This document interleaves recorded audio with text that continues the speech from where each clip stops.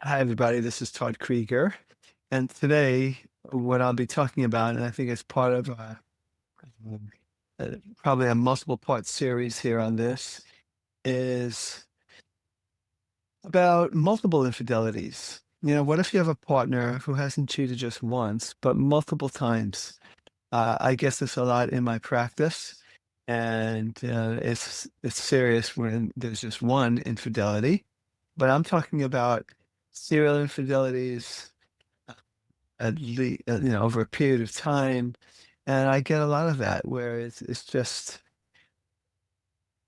as painful it is for a one-time offense, there's something about multiple that put it maybe in a little bit of a special category, even though all infidelity is painful.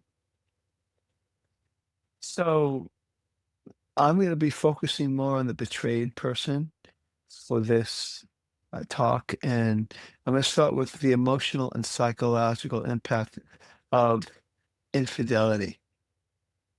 And one of the things that I find when there's a betrayed partner of multiple infidelities is they really have a tough time feeling like it's not them. They have a very tough time not personalizing it. You know, what's wrong with me? And of course, they're saying what's wrong with you too. There's something wrong with you, but at a subtler level, or sometimes not even a very subtle level, it's like what's wrong with me? Why do they keep cheating on me? What's wrong with me? And the other thing is, if it's multiple infidelities over a period of time, another question they have, and it's very painful, is was any part of our relationship real? I'm going to answer some of these questions, but was any part of our relationship real? And then, like I said, am I not enough? And then another question is, how do I rebuild my self-worth? So let's look at why they keep cheating on you. And I am coming from a place, I would call myself an expert just because of all the experience I've had, decades and decades now of working with this problem. And I could tell you that not once in the thousands of couples I've worked with would I say anyone cheated on you, even when there were multiple, there were serial cheaters or whatever you want to call it. It never once was because of the betrayed person. Now, does that mean that the betrayed person has nothing to work on? Of course not. We are all imperfect. We all have things to work on. But I do emphasize and really work hard with the betrayed person to help them, stop blending um, with their partner. In other words, looking at that partner's cheating as it means something about me. Now, you might learn from it. I've had many betrayed people learn how, wow, I have to learn to trust my gut. I didn't feel right about it, but I didn't pay attention to the red flags. Okay, so there's always learnings, but that has nothing to do with why that partner did it.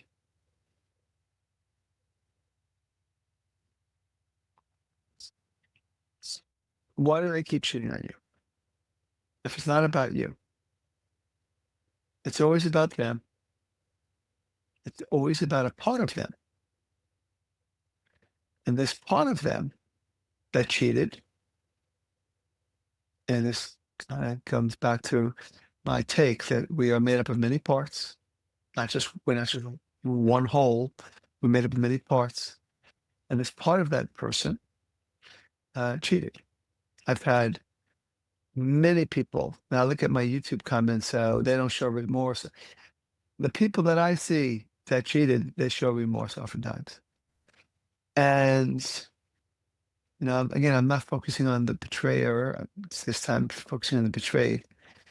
But they, the people that have remorse, which I believe is most of them, is because they have a part of them that's pretty healthy and adult. It's like it's been hijacked by another part of them. And this part of them cheated for a certain reason. And of course, that's my job with my clients to figure out what those reasons were. I'll give you one example because it comes to me. I saw a couple today where she cheated. She came from a family where she got very, very, very little attention. She was always the black sheep of the family for no reason that we could figure out. Very nice person, but there was a part of her that craved attention. And so she seeked it out and she got it. She got it, it felt good, and she cheated on her husband. So it had nothing to do with her husband.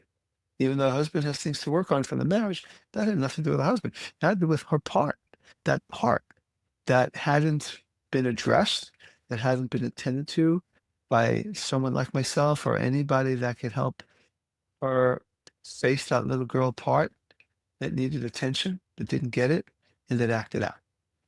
And that's just one example. But the basic answer to the question, why do they keep cheating on me, is because there's a part of them that had a different agenda than to be faithful. They were trying to get something that was important to that part. And usually it has to do with what was missing in their childhood. I won't say always, I'll say almost always, even though I pretty much find those things that they're at least a part of it. Okay. Now, I'm not saying that they didn't choose it, and I'm not saying that they made an immoral choice. That's all true. But when you look deeper, it's because of some part of them that did that. We got to get curious what that is. But it is not about you, the betrayed person. If you know, yeah, and I'm hoping people that did the betrayal are listening to this too. But again, you as a betrayed person, it's not about you. So now, if you go to the next question, was any part of our relationship real? The answer is yes. I'll say almost always, even though it's one of those things where I'm just qualifying because I can't think of any couple that I've worked with where I could say that no part of the relationship was real, but there was this part that wasn't loving them. Not all parts of us are lovers, honest lovers that are trustworthy. There's some parts of us that might have other agendas. And some people don't have that particular part that needs to act out in that way. But there's almost always a part of that relationship was very real. The love was there. It's just that part that hijacks and pollutes the rest of it. I hope this makes sense to you. And some of you might have a reaction to this, and feel free to comment or get in touch with me. But I'm telling you that I am so convinced that this is the best way to look at it, because it's the most accurate way to look at it. The people that cheat have a part that acts out. And so that the parts of the relationship where, I'm using the word part too much, but the parts of the relationship where that part wasn't engaged was real. Am I not enough? Again, I've been answering that question in these ways. Yes, you are enough. We're all enough. Do we have things to learn? Can we improve in certain areas? Of course.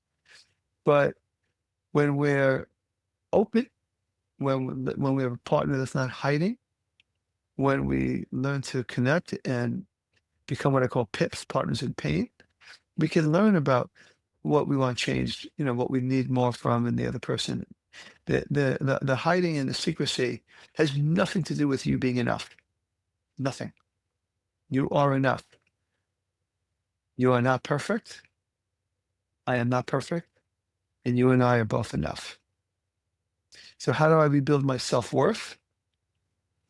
Well, it does start with being to unblend from looking at your self-worth as a reflection of your partner's behavior. Your partner did what they did because they were acting out from that part. And so the first step in rebuilding your self-worth is to really know that, really deeply practice believing that, putting attention on what's true. It's difficult. We're very attached to the idea that a self-worth depends on how people treat us. And I will say that I've had, I'm not saying this, it's a bad, infidelity is very hurtful, but I've had many people that were betrayed that finally got freed up from this dependency on other people. In order for them to feel good, they had to realize that they need to define they had to self-validate. They couldn't look for their worth and be validated by somebody else's behavior that has their own issues to work out. Other ways to rebuild your self-worth is to surround yourself, of course, with supportive people, caring people. It's very difficult in these situations sometimes because people don't talk about it. It's embarrassing. They don't want to embarrass their partner. They don't want to embarrass themselves. But it's really helpful to get at least professional help, if not getting some support from a few trusted friends, family, or whatever. Last question that I'll do for this talk. And like I said, this will be the more I think about it, this will be a multiple part talk on dealing with a person who has had multiple cheating. Is it normal to still love them after everything? The answer is an emphatic yes.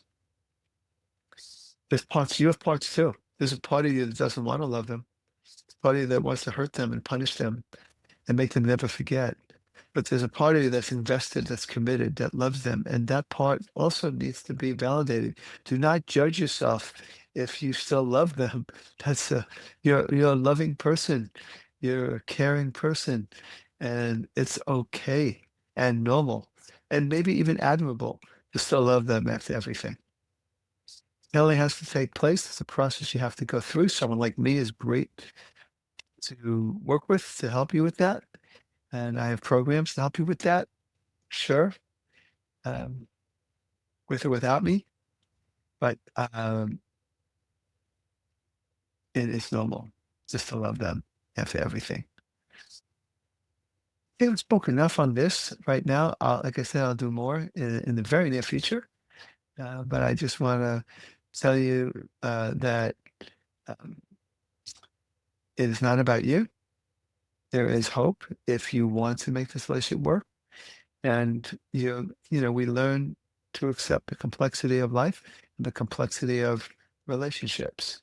In an upcoming talk, what I might want to talk about is what a reformed multiple cheater looks like, and how would you know? How would you know that this person truly is learning and is safe to be around, and you can begin a process of trust? I'll talk about that. Maybe I'll talk about that next. So anyway, thanks for listening.